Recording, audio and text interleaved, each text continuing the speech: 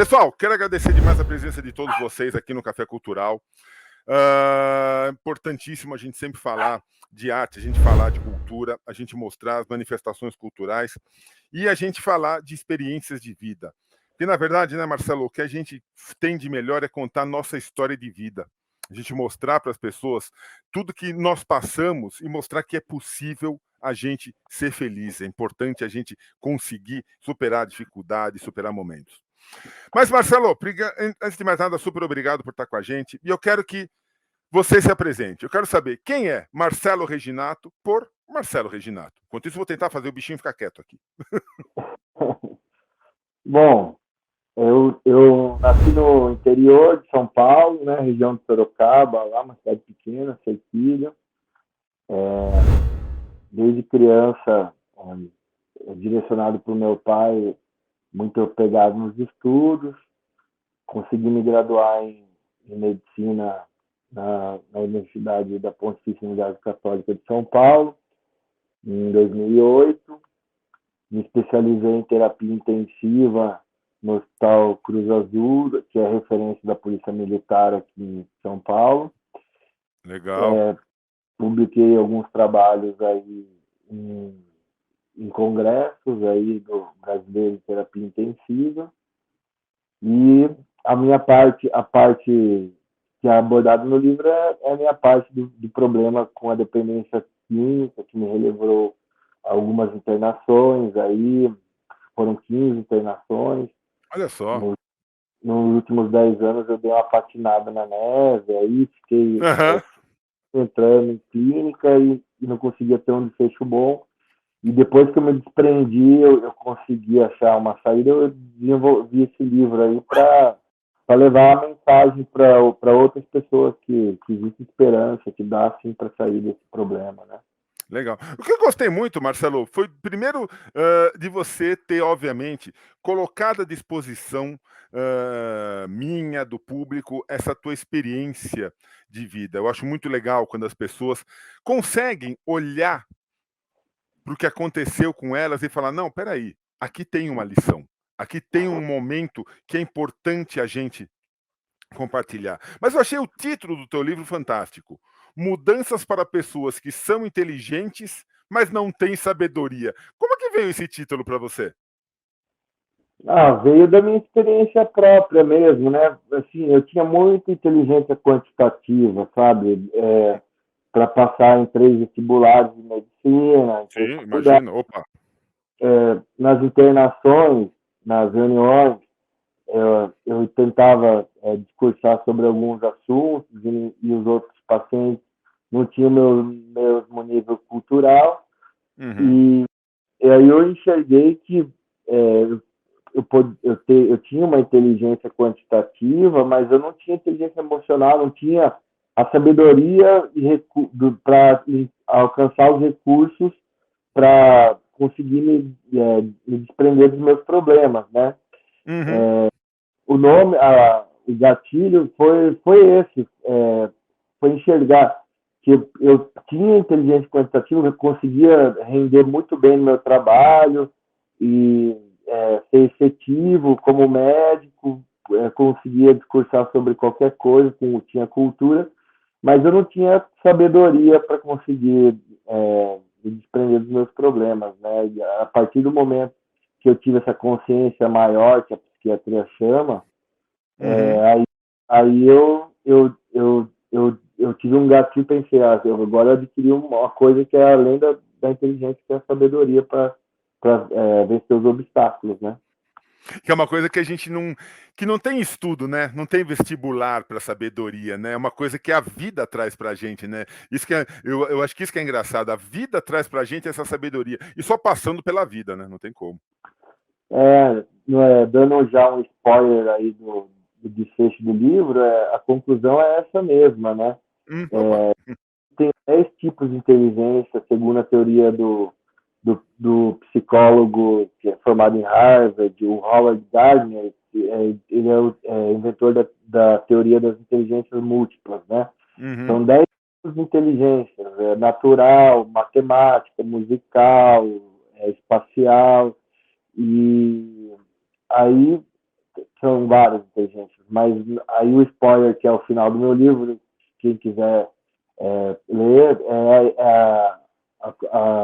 o meu desfecho, eu falo que a sabedoria ela é o equilíbrio entre as inteligências, mas ela vem com o passar dos anos, né? A gente adquire Olha com a só.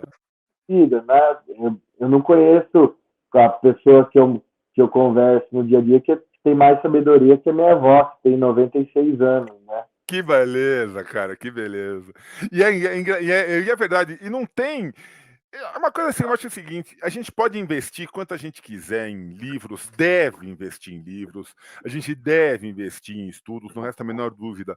Mas uma coisa que a gente sempre fala muito aqui no Café Cultural também, viu, Marcelo? A gente precisa colocar tudo isso em prática. Porque livro que é escrito para ficar na biblioteca só fica lá pegando poeira. Então, eu acho que, na verdade, o que vale muito, e por isso que eu gosto muito dessa área cultural, dessa área artística, e de conversar com pessoas que estão nesse meio, independente assim, pô, você é médico, mas eu sou um artista. Claro, você é um escritor, caramba, acabou virando um artista. É justamente isso, é colocar na prática tudo isso, porque não adianta nada a gente só escrever o livro e deixar ele pegando poeira na prateleira, né? Sim, Sérgio. No começo, por sinal, eu não sei se as pessoas tiveram acesso à capa, eu assino como um pseudônimo de Hit Luca Catânio, né? Ia te perguntar isso daqui a pouco. Beleza, já fala disso, beleza.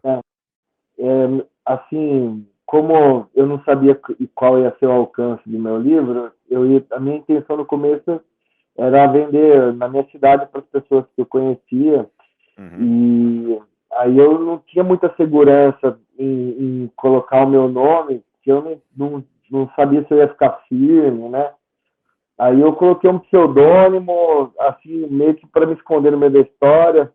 Embora eu tenha me inspirado no Casagrande, que teve uma história muito parecida com a minha, né? O livro foi no Faustão, deu a cara para bater, e eu me inspirei nele, mas eu estava meio inseguro no começo.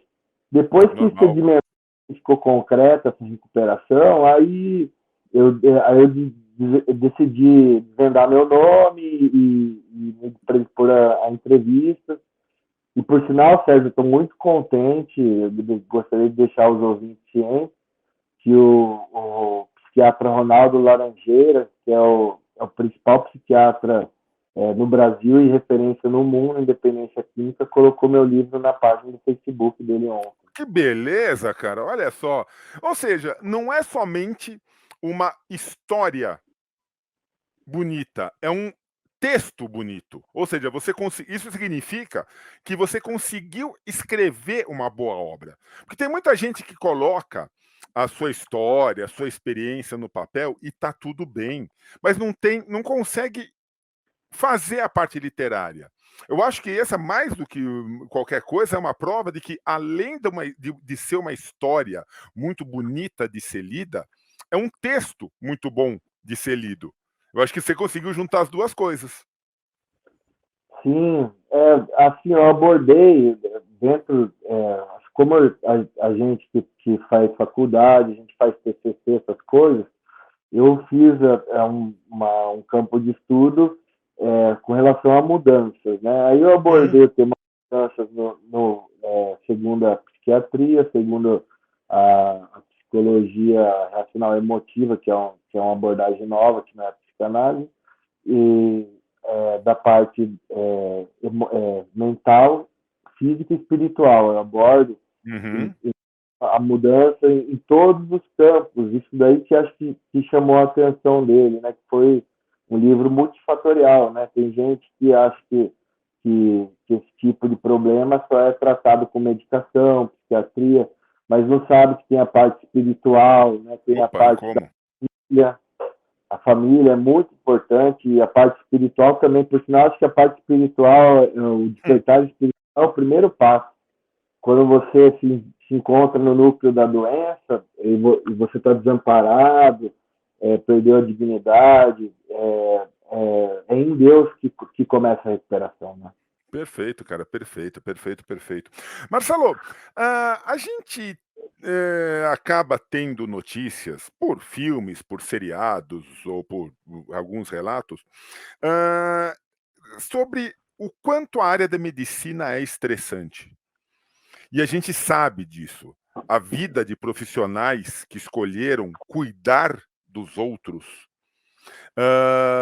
é muito estressante. Nós tivemos aí a pandemia que, gente, a gente viu e a gente precisa, nunca vamos cansar de parabenizar os profissionais da saúde pelos que eles fizeram durante a pandemia. Eu acho que eternamente nós devemos ser gratos a profissionais que se colocaram à disposição quando sabiam que, quem sabe, no dia seguinte eles podiam não mais estar ali. Mas eles se colocaram à disposição para que nós estivéssemos no dia seguinte vivos. E quantos profissionais de saúde adoeceram, perderam suas vidas? Quantos irmãos profissionais de saúde nós perdemos por causa da disposição? Eles cumpriram a missão deles na área da saúde. E a gente tem notícia de que é uma área muito estressante. Você optou pela medicina? Era uma vocação sua quando jovem? Falou, não, eu quero ser médico, eu quero estar nessa área? Assim, na minha infância, eu pensava em fazer teatro, Olha só. eu gostava muito de assistir as peças do lado da minha cidade, em Tatuí tem aula de teatro, eu cheguei a estudar um pouco, fiz música, mas a hora que eu atingi a adolescência, meu pai meio que me direcionou, ele me levou para os hospitais, acompanhar ele, putz, eu fui gostando, e eu vendo, assim, no dia a dia, as pessoas falando que a diferença que meu pai fazia na vida dele, né, de as boas histórias, as coisas boas que ele fazia pelos pacientes, e eu achei que, para mim, a parte artística foi só coisa um sonho pueril mesmo. E o que eu gostaria de fazer pelas pessoas é ajudar. Você comentou com relação ao Covid, eu atuei na linha de frente, teve alguns médicos que arrumaram para a telemedicina, né, por atendimento de consultório por vídeo chamada, deram assistência, mas não bateram de frente. A minha área, terapia intensiva, a gente paramentava, colocava aquele escudo na frente do rosto, lá, aquele face shield, parecia, colocava aquelas roupas, luvas, parecia um astronauta. Que ia estar numa bomba lá no urânio lá. Mas atuei na linha de frente, sim, e com relação ao estresse de trabalho, tem muitos médicos que têm uma síndrome chamada síndrome de burnout, né? Que é um incêndio, e acabam tendo picos de estresse e tem que acabar encostando, ficar atestado pela alta carga de horário, né? O médico, no mínimo, um turno de plantão são 12 horas, todo mundo trabalha 8, né? A gente já faz 50% a mais e a 12 horas é o mínimo. A gente faz 24, 36. A rotina de trabalho é bastante extensa, né? E como se fossem, mesmo que fosse às 8, Marcelo, olha o tipo de trabalho. Não basta já ser mais horas quantitativas, mas assim, é um trabalho, quer dizer, vocês não têm um segundo de tranquilidade. Eu tenho vários amigos médicos, conheço diversos médicos, eles falam, gente, assim, tem que ter uma válvula de escape. E aí eu acho que o que você colocou é isso. A sabedoria é escolher, é entender que a sua válvula de escape não pode te prejudicar. Porque muitos, eu tenho conhecimento de amigos, inclusive médicos, que partiram, se não para drogas, para vícios, e que depois é muito difícil sair. Ou seja, quem cuida dos outros acaba se perdendo no próprio cuidado para cuidar dos outros. Você tem razão, Sérgio. A gente precisa fazer um movimento de distensão e, assim, quem tem um problema com substâncias tóxicas, tem gente que tem uma hipersexualidade, procura ir para casas noturnas, essas coisas, para não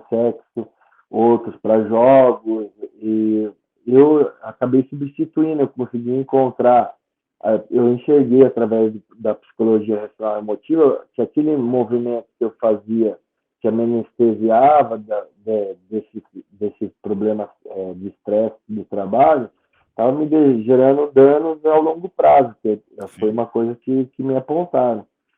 E aí, a partir disso, eu comecei a fazer uma substituição. Eu comecei a procurar algum hobby, aí eu fui para o esporte, para bike, fazer trilha, essas coisas, e acabei descobrindo uma outra maneira de fazer essa distensão. E eu descobri que a vida do trabalho é uma euforia, né? Muito realmente, ainda mais na minha área, que a gente lida com vidas, pacientes de perfil crítico, né? No último respiro ali, né? E a gente consegue fazer a vida dessas pessoas, a gente atua nesse momento e consegue devolver a vida para elas.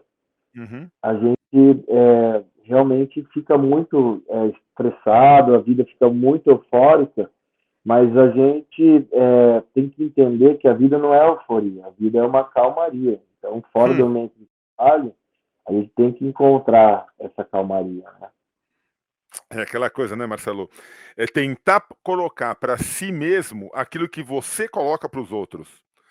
As pessoas, principalmente os parentes, né? Eu acho que dos teus pacientes, eles olham para você e eles esperam uma palavra de conforto. Eles esperam uma esperança. Eles querem que você, com o teu conhecimento, com a tua experiência, com o teu trabalho, deixe com eles uma esperança. E, na verdade, às vezes, vocês esquecem de dar esperança para vocês mesmos. Quer dizer, é aquela coisa, eu consegui realizar, mas e você? Como é que você fica no final do dia? E às vezes o teu dia tem 36 horas, né? Sim, bom, desde Hipócrates, a gente, ele ensinava, que é o pai da medicina, né? Ele falava em acolher, né? A gente, além de fazer a parte técnica, de saber as medicações, os procedimentos que a gente realiza, a gente precisa acolher tanto o paciente quanto os familiares. É uma profissão de entrega, né? Praticamente um celibato, né? A gente se entrega muito, muito mesmo. E aí, isso que você pontuou é verdade. Chega no final do dia, a gente tá um bagaço, porque a gente cuida do paciente, gasta fosforila, pensa muito com relação a diagnóstico, terapêutica. Depois, tem que fazer o acolhimento. Na UTI, os pacientes estão graves, assim, eles demandam menos acolhimento, mais da família. Exato. A família precisa de segurança, precisa de transmitir, assim, fazer a parte emocional e também tem que ser, com a experiência, a gente aprende a ser frio e calculista com relação ao prognóstico, né? Saber acolher, mas também deixarem eles cientes quando as coisas estão desfavoráveis, né? Porque tem aquela coisa, quantas e quantas vezes a gente passa por um profissional da área da saúde e é inegável, que nem você falou, é inegável o conhecimento. Ele fala exatamente o que a gente tem, ele prescreve o remédio corretíssimo, é aquele remédio, é aquele tratamento, não resta a menor dúvida. E você sai dizendo, não gostei. Mas do que você não gostou? Não sei, não gostei. Porque faltou essa empatia. Faltou a energia. Como você falou bem no começo, é tudo uma questão de energia. O conhecimento está lá. Sem dúvida alguma, ele acertou o que ele tinha, acertou o exame, acertou o remédio, acertou tudo. Eu tenho exatamente o que aquele médico falou e o que ele me deu de remédio, eu vou sarar. Ótimo, maravilhoso, mas não gostei, não quero voltar nele. Porque faltou eu me identificar com ele. Eu acho que é isso que você está fazendo. Você está dizendo e você está mostrando. Você precisa se identificar e, acima de tudo, contigo mesmo nessa hora, né? Sim, hoje em dia, agora as faculdades estão preparando os alunos para mais humanização. E nessa era digital que a gente está se perdendo essa parte humana das coisas, né? O problema também que eu preciso pontuar é a alta demanda, né? As pessoas, Sim. eles querem um atendimento com mais atenção e eles não sabem dos bastidores que um médico num consultório, ele vê 40 pessoas por dia, num pronto-socorro é pior ainda, ele vê 100 pessoas por dia. Se você tentar fazer uma brincadeira de cumprimentar 100 pessoas no dia, no final do seu dia você vai estar Tá totalmente... esgotado. Tá acabado. Você cumprimentar e tentar conversar um pouco. Você imagina você escutar uma queixa, todo mundo se Oxi. jogando para baixo, falando de problema. Então, realmente não é fácil, né? Aí, hoje em dia, os profissionais estão tentando buscar serviços que tenham menos demanda para conseguir fazer essa parte da humanização, aí para tentar fazer isso uma coisa possível, né? E essa coisa de especialização é muito relativa, né? Quantas vezes a gente chega num médico de uma determinada especialidade, mas aí assim aproveita. Aproveitando, doutor, eu tô com uma dor no joelho aqui, o senhor não podia ver, mas ele não entende nada de ortopedia mais, não, mas é médico. Tem que me falar por que eu tô com dor no joelho. E ai de vocês se vocês não responderem, né? Nossa formação em 6 anos a gente passa por todas as cadeiras, mas isso se perde com o tempo, né? A gente atua mais Claro. Eu, como intensivista, a gente precisa fazer a clínica médica, a gente sabe um pouco de todas as especialidades, porque dentro de um ambiente que o paciente está crítico, não dá tempo do especialista dar o parecer, né? A gente Uhum. acaba sabendo um pouco das coisas, mas, assim, dentro de uma gama que seja 60%, 70% da especialidade, aí, mas tem aquele tangente, os últimos 30% que realmente é com o especialista. E realmente, assim, as pessoas que interpelam a gente na rua, principalmente pele, né? Assim, qualquer manchinha já mostra a pele pra gente, quer saber, e dermatologia Nossa. complicado de todo mundo quer que a gente mate todos os diagnósticos, resolva tudo. Aí vai do profissional se posicionar e caminhar para a É especialidade. claro.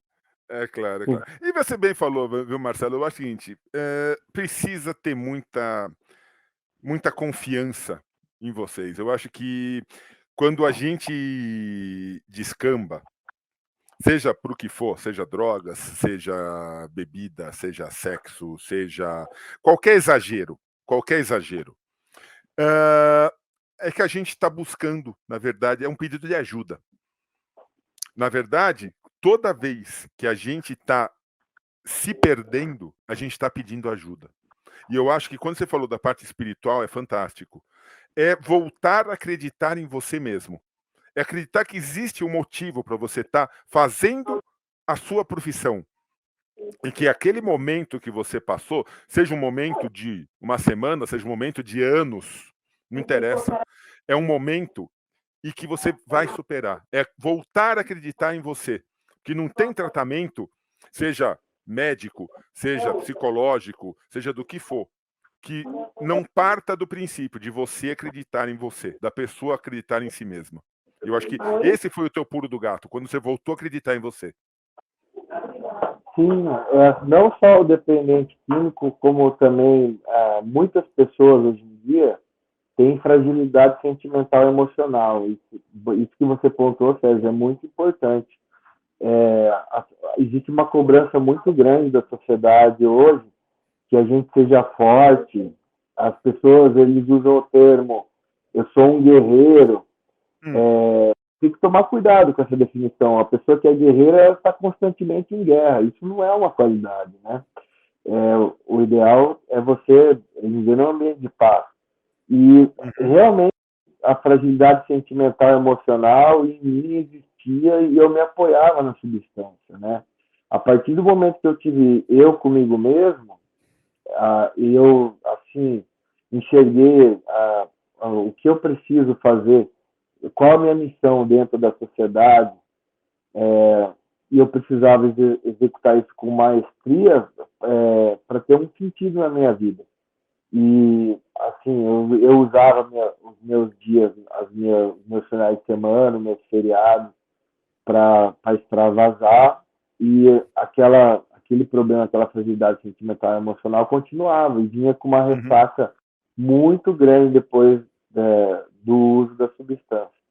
Imagino. A partir do momento que eu consegui enxergar e equalizar essa parte emocional, sentimental, advinda da parte espiritual, aí sim eu comecei a render em alto nível. Tanto é que hoje em dia eu conquistei uma coisa que eu sempre sonhei, que é a coordenação do hospital. Eu não sou só plantonista agora, eu faço parte eu sou o médico coordenador aqui, sou Opa, olha responsável só, cara. pela enfermaria. Tanto, muitas pessoas falam que o adicto, né, que eles usam esse termo para quem é escravo de alguma substância, Uhum. quando ele consegue eliminar ela da sua vida, ele consegue render em alto nível, Olha só. porque ele tem artimanhas para conseguir a substância, ele desenvolve uns trejeitos, um jogo de cintura para conquistar tudo que ele quer dentro da vida da adicção ativa, e depois que ele se liberta disso, ele tem esse viés aí de usar essas coisas a favor dele, né? Ah, Isso daí, que legal, que bom isso, não sabia. sim, eu tenho muitas pessoas que foram tiveram internados junto comigo, conseguiram se livrar, eu tenho contato com elas, alguns viraram escritores, outros cresceram dentro do seu trabalho, que Uhum. aquela coisa que auto-sabotava eles, e depois que ele elimina, a pessoa ela alavanca e decola na vida. Assim como Ah, aconteceu comigo. que show, que show, que show, Marcelo. Que baita exemplo, que baita lição. Meu amigo, me diga uma coisa. Aonde que as pessoas hoje encontram o. Deixa eu pegar de novo o nome aqui, que o nome não dá para decorar, né? O Mudanças para Pessoas que São Inteligentes, mas Não Têm Sabedoria, de um senhor chamado Richluca Cattaneo, também conhecido como Marcelo Reginato. O Rick Luca Catânio, esse pseudônimo, ele veio muito interessante. A gente, meus ancestrais, eles vieram da Itália, né? Uhum. E o meu avô chamava Ritieri Ah, e, e tinha um amigo do meu pai que ele fabricava vinho lá na minha cidade interior e ele vinha trazer o vinho pra gente e o nome dele era Ritiluca. E, assim, os meus, dentro da minha família, tem muitos que colocaram o nome no filho, os netos do Ritieri, receberam esse nome, Ritieri.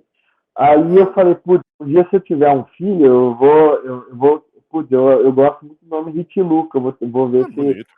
consigo conversar com a minha futura esposa, pensar num. Você só vai ter que combinar com a patroa, só isso. Ou seja, conclusão da história, melhor, como eu não sou casado e não tive filhos, melhor o nome do meu filho ser meu progenitor é o meu livro. Eu coloquei nele, Ah, e aí eu não ia ter conflito com a esposa. Eu pensando, fazendo uma analogia que um livro seria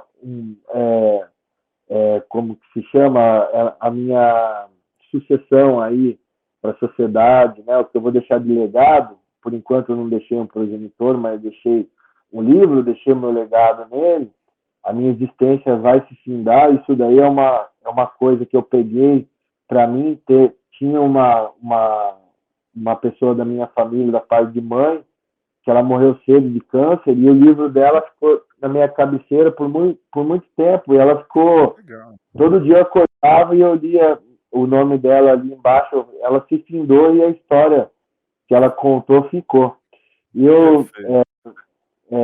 então, com relação a esse negócio de deixar um legado, a nossa existência vai se deixar, as pessoas que conviveram comigo vão contar minhas histórias, e os meus livros, que já tem alguns aí, Opa, que legal. no segundo e tem mais alguns planejados aí, vão ficar de legado. E o pseudônimo Hitluca ficou nesse livro por aquela questão de eu querer me esconder, mas assim, ficou um nome artístico bacana, né? E o Catânio, eu Ficou. busquei na internet sobrenomes italianos interessantes. Aí eu pensei, vou casar com uma italiana, vou ter um filho, vou dar o nome Hitluca, vou pegar o sobrenome, aí encontrei o Catânio, aí ficou. Ah, que maravilha. Onde que está o livro, Marcelo? Onde que as pessoas encontram o livro? Olha, quem digitar no Google o título do livro ou o pseudônimo, colocar mudança para pessoas inteligentes com sabedoria, ou Hitluca Catânio, tem 10 sites que a editora providenciou, mas o Legal. carro-chefe Ah, que é a legal. Que legal, que legal, que assim, legal. o preço do livro tem valores mais acessíveis em outros sites, mas o carro-chefe é a Amazon. Perfeito. E quem quiser conhecer um pouco mais da história do Marcelo Reginato, quem quiser te entender melhor, onde que te encontro nesse mundão aí? Instagram, Facebook, TikToks, como que você está nesse mundão? Sim, eu estou nas redes sociais, no Instagram, como dr.marceloreginato e no Facebook como Marcelo Reginato. Agora que eu comecei a fazer um perfil profissional, né, tinha uma rede social normal, que é como está angariando as vendas dos meus livros, eu vou fazer uma página profissional também. Eita, que maravilha. Marcelo, antes de mais nada, cara, receba meu abraço. Receba assim, cara, meu muito obrigado. Não somente pelo teu trabalho, mas por você ter tido a coragem, a capacidade e o sucesso de ter colocado tua história para conhecimento de todos. Eu acho que é muito legal e faz parte, eu acho que, do encerramento desse teu ciclo. Eu acho que o livro, mais do que contar a tua história de superação, ele bate nessa história. Ele faz assim, olha, tá aqui. Eu passei por cima, eu consegui. Então, eu acho que quando a gente consegue colocar no papel e contar essa história, significa que, olha, eu não sei daqui para frente o que vai ser, mas esse meu passado tá aqui, ó. Tá aqui essa pedra, essa porta tá fechada e tá fechada com esse livro. Eu acho que isso que é o mais bonito de todo, Marcelão. Super parabéns, muito obrigado. E, cara, tem uma coisa: você já tem outros livros? Pode marcar lá com a Júlia de vir tomar café de novo com a gente aqui, por favor. Pô, legal, Sérgio. Muito obrigado. Tá? A gente está te esperando aqui. Marcelo, super.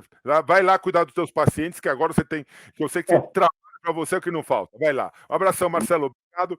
E a todos vocês que assistiram esse super bate-papo aqui no Café Cultural, muito obrigado. A gente volta logo, logo com mais uma entrevista. Tchau, Marcelo. Obrigado. Um abraço.